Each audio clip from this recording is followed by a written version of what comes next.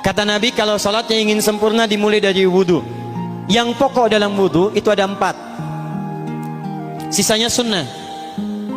Awas, kalau yang 4 ini tidak sempurna maka batal wudunya. 1. Faghsilu wujuhakum, basuh wajahnya. Kalau disebutkan wajah dalam bab wudu, itu tidak ada yang lain kecuali bagian tampak muka. Gitu ya. Kalau yang punya jenggot, itu termasuk janggutnya di selai-selai. Sifat wudu cuma ada 3. 1, pakai keran. 2, pakai gayung. 3, air yang mengalir. Ya, seperti di sungai ada air mengalir itu nggak ada masalah. Tapi kalau menggunakan gayung atau semisalnya, Nabi itu diriwayatkan dalam hadis itu sangat menghemat air. Bahkan pernah beliau kemudian berwudu, kalau kita kemudian hitung itu hanya sejumlah Pak, seaqua gelas Pak, cukup. Atau yang kedua menggunakan keran ya. Kalau sekarang kita ada keran, contoh ini kerannya. Ya. Kerannya agak tinggi sedikit. Dan kita sesuaikan. Ambil airnya. Misal contoh, ghasala. Ghasala itu bukan ditumpahkan, ambil air, tumpahkan di tempat yang akan dibasuh gini. Yang telunjuk itu kemudian menghapus atau menghilangkan kotoran di sela-sela mata, contoh. Yang jempol menghilangkan kotoran di sela-sela telinga bagian belakang di sini. Ya. Kalau misalnya saya mulai ambil airnya, kemudian saya tumpahkan di sini. Yang telunjuk membersihkan di jari-jari di sini, di sela-sela mata. Yang jempol kemudian membersihkan di sela-sela di bawah telinga sini. Kemudian di selesai. 1. Tahan sebentar ya, ini praktek dulu sebentar. 2. Wa aidiakum ilal marafiq, ini yang sering keliru. Dan tangan sampai siku. Jadi saat kita mengambil air wudu, ambil airnya, tumpahkan dari sini ilal marafiq sampai ke siku ke sini. Balikan lagi ke depan. Jadi bukan kerannya dibeginikan, sikunya dibeginikan, takut, bukan. Jadi bukan siku diteruskan ke bawah. Yang tepat itu ambil airnya, kemudian basuh dari sini sampai dengan ke sikunya. Hati-hati, ini ada maknanya.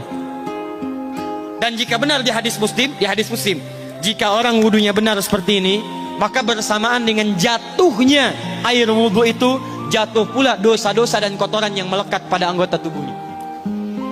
Tidak cukup dengan amin, nanti kita lihat dulu. Tangan selesai pindah kemana? Bukan ke rambut, tapi kepala. Jadi dalam bab wudu yang diusap bukan rambutnya, kepalanya. Itulah keadilan Allah. Kalau yang diusap kepalanya, semua manusia yang hidup pasti punya kepala. Tapi kalau yang diusap rambutnya, ada ketidakadilan karena tidak semua orang punya kepala, punya rambut.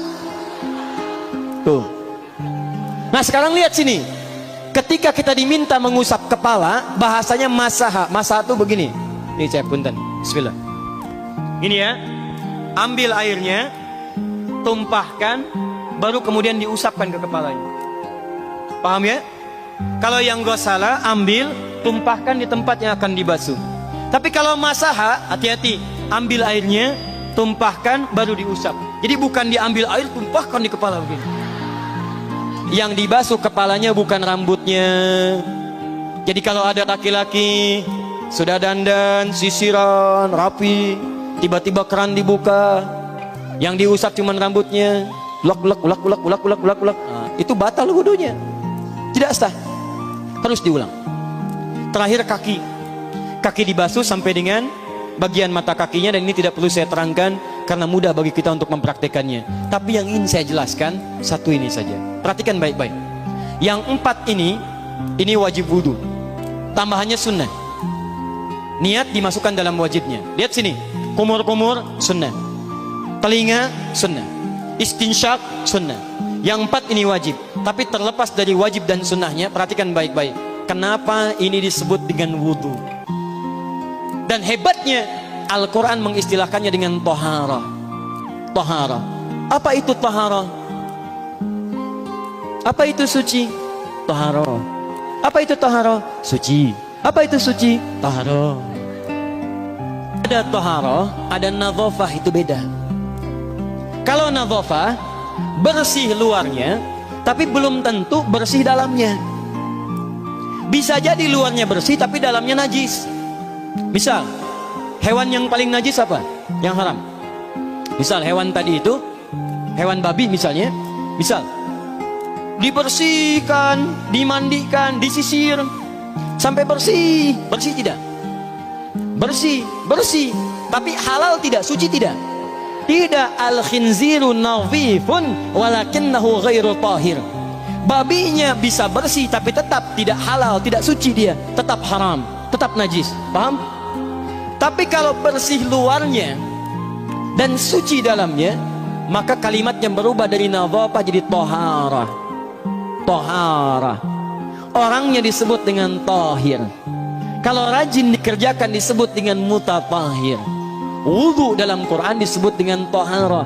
Seakan-akan memberikan pesan, maaf, orang yang wudu itu bukan hanya bersih fisik luarnya saja. Jadi kalau orang wudunya bersih, bukan cuma wajahnya yang bersih. Kalau wudunya benar, bukan kotoran di tangan saja yang hilang, tapi mohon maaf, fisik dalamnya itu ikut suci. Fungsi tangannya jadi bersih, fungsi wajahnya jadi bagus, fungsi lisannya jadi bagus. Makanya kata Nabi, kalau orang benar wudunya bersamaan dengan air wudu yang menetes, maka tumpahlah kotoran-kotoran di bagian fisik-fisik tubuhnya. Jadi kalau kita benar wudunya kumur-kumur, kukumur, masukkan, keluarkan, bersamaan dengan keluarnya air itu, maka kotoran-kotoran di lisan pun ikut keluar. Tangan dibasuh, bersamaan dengan dibasuhnya tangan, fungsi tangan yang kotor-kotor itu ikut hilang. Hadis Muslim. Makanya orang yang setelah selesai wudu dia berdoa, apa wudunya? Apa doa wudunya? Asyhadu an la ilaha wa asyhadu anna Muhammadan Allahumma minat waj'alni minal, lihat sini, minal mutatahhirin, minat tawabin. Lihat, Bapak Ibu kan baru wudu, tapi kenapa doanya selesai tobat? Allahumma ja'alni minat tawabin. Ya Allah, jadikan saya termasuk orang tobat. Kita kan baru wudu, kenapa doanya baru selesai tobat?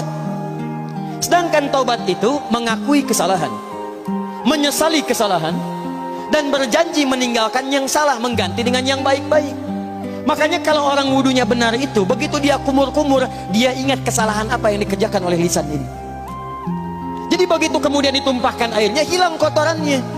Maaf, yang suka mencela wudu, selesai wudu tidak akan mencela lagi karena tobat dari celaan. Makanya kalau wudu Anda benar, coba ingat-ingat, siapa korban dari lisan Anda yang tajam itu? Apakah ibu Anda yang pernah menangis karena lisan Anda? Apakah ayah Anda yang kecewa karena kalimat-kalimat Anda? Apakah tetangga Anda yang menjauhi Anda karena kata-kata kotor Anda? Kalau tiap hari Anda wudu, tapi kemudian lisan Anda masih kotor juga, ada yang salah, Anda cuma menghabiskan air untuk menghilangkan kotoran di lisan. Itu tanda pertama.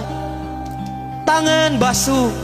Makanya orang yang wudunya benar, tangannya tidak akan berbuat yang kotor lagi sampai ke ujung kakinya. Karena itulah ibadah ini disebut dengan wudu, seakar dengan kata dau. Kata para ulama, mereka sebagian mengatakan dau artinya cahaya, dau artinya sinar, dau artinya al-husnu, baik budi pekerti. Kalau orang benar wudunya, bertambah sinar di tangannya, sinar di wajahnya, sinar di lisannya. Apa sinar itu? Di dunia sinar-sinar amaliyah kebaikan, sifat-sifat baik, di akhirat pancaran-pancaran kemuliaan. Satud'a ummati yaumal qiyamati ghurral muhajjalin. Akan dipanggil umatku di hari kiamat dengan banyak cahaya melekat di tubuhnya. Tangannya ada cahaya, matanya ada cahaya, wajahnya bercahaya, kakinya bercahaya. Cahaya apa itu? Kata Nabi, min atharil wudu, dari bekas wudunya. Jadi kalau kita benar wudunya, itu kita jadi orang baik. Ada cahaya kebaikan dalam diri kita. Itu yang disebut dengan tawabin. Makanya kalau Bapak Ibu tiap hari wudu, Allahumma ja'alni minat tawabin, tapi mulut tidak tobat, tangan tidak tobat, kaki tidak tobat, ada yang salah dengan wudunya. Waj'alni minal mutatahhirin, jadikan saya orang bersih dan suci. Jadi kalau selesai wudu, pakaian bersih, wajah bersih, tangan bersih. Ini pakaian bersih, pakai jas, pakai dasi, tapi tangan tidak bersih, korupsi juga, mencuri juga, menipu juga, ada yang salah dalam wudunya. Kalau kita bisa mengerjakan wudu ini dengan baik, maka naik status kita. Disebut sebagai, langsung oleh Al-Quran, disebut hamba yang dicintai oleh Allah Subhanahu wa ta'ala. Di Quran surah kedua Al-Baqarah ayat 222. Saya tutup. Lihat ayatnya. ujung ayatnya, di ujung ayatnya, innallaha yuhibbut tawwabina wa yuhibbul mutatahhirin. Sungguh Allah akan sangat mencintai orang-orang yang tobat dan orang-orang yang terbiasa untuk bersuci. Kita selesai wudu mengatakan Allahumma ja'alni minat tawabin waj'alni minal mutatahhirin. Dijawab oleh Allah, innallaha yuhibbut tawabin wa yuhibbul mutatahhirin. Karena itulah orang yang rajin wudu adalah orang-orang yang dicintai oleh Allah Subhanahu wa taala.